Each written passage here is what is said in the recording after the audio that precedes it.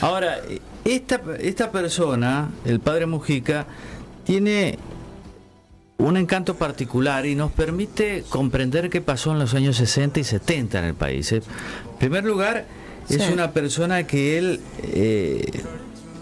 pertenecía, digamos, a la élite porteña, que era tradicional, conservadora, antiperonista. Y él lo fue durante un buen tiempo.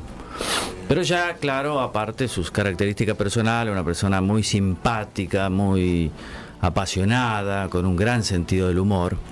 Hubo personas que lo conocieron a él, porque después, claro, él conoció el mundo, digamos, de los pobres de la Villa 31, que estaba muy cerca de su casa, pero él pertenecía al Retiro Rico, digamos.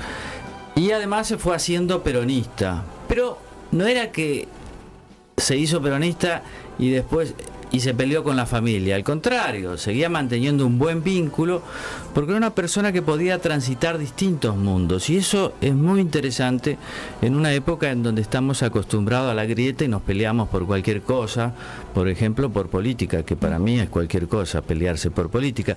Pero hubo personas que trabajaron con él en la Villa de 31, como Marcela Estrada, que creo que la tenemos en línea. ¿Cómo estás, Marcela? ¿Qué tal, Seferino? ¿Cómo va? Bien, y yo a Marcela la conocí después de haber escrito el libro, porque lamentablemente no la conocía, pero ella me contactó porque a vos te dijeron que en el libro hablaba de una carta, ¿no?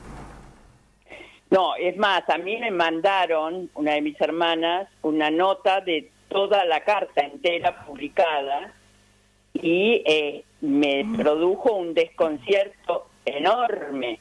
Y ahí uní con que había visto que estabas escribiendo un libro sobre él, y entonces instantáneamente quise comunicarme con vos, a ver de dónde habían sacado esa carta que era mía y que la tenía guardada hacía 50 años y no se la había mostrado a nadie.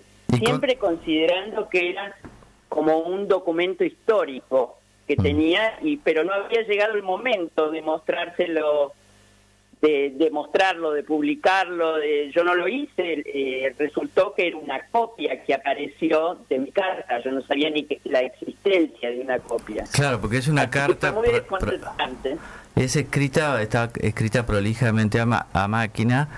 Marcela Estrada, en el momento del asesinato del padre Mujica, ella estaba en Europa con su marido y ahí recibe la noticia y entonces le pide a una de sus amigas que también trabajaba con el padre Mujica que le escribiera una carta y le contara qué había pasado, porque ella obviamente quería pasar, y estamos hablando de hace 50 años donde no había las comunicaciones de ahora, ¿no, Marcela? Exacto. Yo me entero al día siguiente de que lo matan a Carlos. Me avisan de la embajada argentina que lo habían matado a Carlos. En París, y ahí sí. fue donde yo le pido a esta amiga mía, que era otra de mis compañeras que trabajábamos en la capilla de Cristo Obrero, que me explique bien qué es lo que pasó. Y esa carta que me llega, por supuesto en ese momento, mucho tiempo después, días después, no es la comunicación de ahora, es la carta que aparece publicada y que yo tenía guardada. No sabía que había una copia.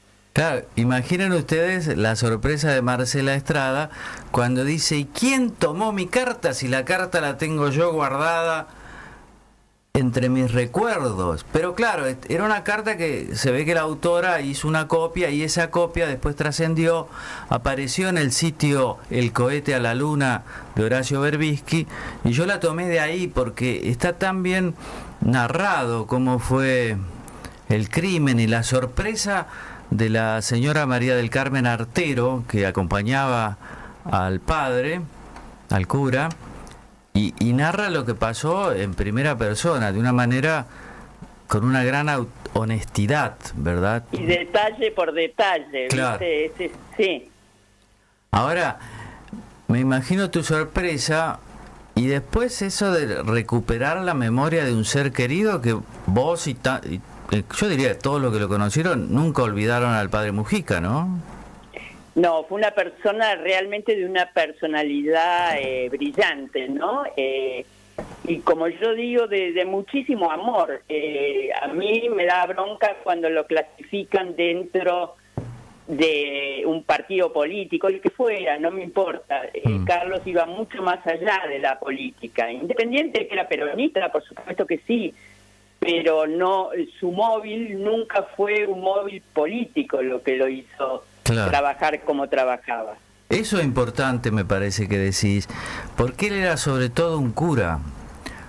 Exactamente, claro. Entonces creo que lo que me gusta de todo esto es, aunque han pasado 50 años, resaltar la parte espiritual de Carlos, claro. Esa fuerza, esa energía espiritual que tenía, no política. No política. Y viste que ser cura es algo difícil y generalmente las noticias que salen, a nosotros los periodistas nos gustan esas noticias escandalosas o suceden y hay que darlas obviamente, pero esto es rescatar también una vocación muy importante, no solo para ellos sino para todos la feligresía, ¿no? Exactamente. Aparte, acordate, Seferino, la época, ¿no? Aparecía el movimiento de sacerdotes para el tercer mundo, había toda una movida de reestructurar la iglesia, pienso también, sin yo ser una experta para nada de eso tampoco, ¿no? Pero si trato de pensar, en ese momento estaba el movimiento de sacerdotes para el tercer mundo, tratando de ayornarse, me parece. Estamos hablando con Marcela Estrada y acá acaba de llegar al estudio Roberto Bosca, que es un abogado especializado en varios temas, por ejemplo, la relación entre política y religión, y gran amigo de Santiago de Estrada hijo, que ha fallecido hace poco, y vos sos Marcela Estrada y sos pariente también. Prima hermana de Santiago. Prima hermana, claro, tu tío era Santiago de Estrada padre, ¿no? Exactamente, los dos fueron embajadores en el Vaticano, el padre y el hijo. Y por último, y no te robo más tiempo porque siempre estás ocupada, el tema, ¿por qué no nos contás cómo llegaste a colaborar con el padre Mujica? ¿Cómo lo conociste? Lo conocí por la tele, no sé si era algún programa de Neusa, no me acuerdo, y me fascinó. Es como que salió de la pantalla y dije, esto es lo que quiero. Y me puse a buscarlo, busqué su teléfono, hicimos una reunión, nos encontramos, me parece que era no me acuerdo si la Universidad del Salvador, o que era en Rodríguez Peña y Santa Fe. Me dijo, venite que nos juntamos para hablar. Y yo me fui allí y cuando llegué estaba lleno de periodistas y camarógrafos, se ve que estaban haciendo una nota y yo en ese momento era muy chica, ¿no? Y dije, ¿qué estoy haciendo acá? Estoy loca. Y fue un segundo donde Carlos me miró, me dijo, ¿sos Marcela? Sí, espérame, no te vayas. Y ese cruce de miradas y ese momento fue lo que marcó que me quedara. Y bueno, tuvimos una charla, le dije que quería trabajar con él, que me interesaba muchísimo su trabajo, y ahí es donde me dijo, bien Marcela, me dice, pero no quiero gente que venga a darse baño de pobres. Baño de pobres. No me lo olvido más, porque a lo largo de la vida he conocido un montón de gente que le gusta darse baños de pobres, y después desaparecen. Entonces me dice, quiero que vengas durante un año a estudiar teología conmigo, las clases que yo daba a él de teología.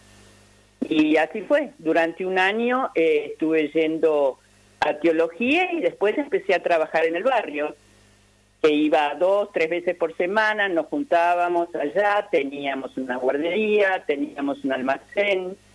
No existía el problema de la droga como hay hoy día, con lo cual hoy es tan complicado, porque muchas veces me decían, ¿cómo te animás a ir sola? Y yo dije, jamás tuve miedo, no, está todo bien. Pero hoy día no sé si pasaría lo mismo con este problema de la droga.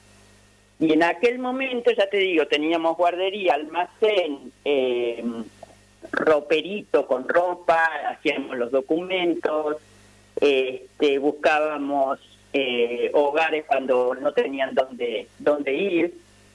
Y yo conocí en la villa la solidaridad más enorme. el amor más grande de entre la misma gente. Claro. Y es impresionante como cuando vas a trabajar allá, los chicos, por ejemplo, que necesitan mucho cariño, les encanta que vayas, y por eso es que no podés desaparecer, no es cuestión de irse a dar un baño de cobre, porque para la gente significa mucho que vayas ahí. Ahora, Marcela, yo no recuerdo si fuiste vos la que me contaste que en ese almacén las cosas se vendían, no era que se regalaban. No, se vendían. Porque Mujica decía que la gente tiene que aprender a que todo cuesta. Se vendían más barato, pero se vendían. Me parece, si me estás diciendo, no sé si puedo acordarme demasiado, pero creo que sí. Sí, se vendía por ese tema de que había que ganarse las cosas, que lo importante era el trabajo. Ahora, Marcela, la última pregunta, sí, antes de que sigas con tus tareas, es artista plástica, da clase, está bien ocupada, pero vos también sos una chica de la élite porteña. ¿Cómo fue que tantos jóvenes descubrieron así una vocación social y muchos se hicieron peronistas y demás? ¿Qué pasó en esos años 60? Yo te digo que lo he pensado mucho a eso y creo que había grandes ideales. Ideales de algo diferente, de algo... Estaba muy estructurada tal vez la sociedad y no había, por lo menos lo que yo sentí, puedo hablar desde mí. Claro. Cuando yo empecé con eso se me abrió la cabeza porque indudablemente vivíamos en una sociedad muy chiquita, muy limitada, creyendo que eso era todo. Y creo que en la juventud tal vez pasó eso. Y te lo digo porque a través del tiempo fui observando que lo que se perdió, por lo menos en la Argentina, fueron los ideales. A través de la dictadura militar, de los miedos, de quedarte encerrada en tu casa, y no poder hacer nada, se fueron perdiendo los ideales. Muy bien. Esa es mi sensación. Muchas gracias, Marcela Estrada. Un beso grande. Un beso, chao. Bien, chao, chao. Estábamos hablando con Marcela Estrada, que trabajó con el padre Mujica, y ha llegado Roberto Bosca. ¿Cómo le va, doctor Bosca? Muy bien.